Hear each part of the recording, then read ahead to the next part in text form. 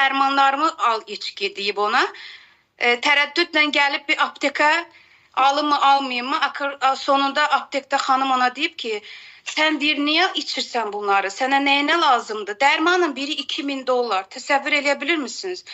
Mən deyir, bunu necə ala bilərdim? Deyir, mənim deyir, imkanım yoxdur. Axır illərdir deyir, bu dərmanı içirəm, amma mənə heç bir faydası yoxdur deyirdi. İndi çox gözəl bir sonuc almışıq. Kanserdən tamamən qurtulub. Bir xəstəmiz var, özü Almandır. O da 4-cü dərəcəli kanserdir. Bir həftədir bizim qida takviyələrimizə başlayıb artıq qusması durubdur. Düşünün, heç bir şey yeyə bilməyən bir insan və hər şeyi yeyib qaytaran birisi bir həftədir bizim takviyələri içərək artıq qusması durub. Bu onlar üçün çox gözəl bir sonuc. İnşallah da davam edirik. Almanlar belə artıq bizim ürünləri sevə-sevə alır.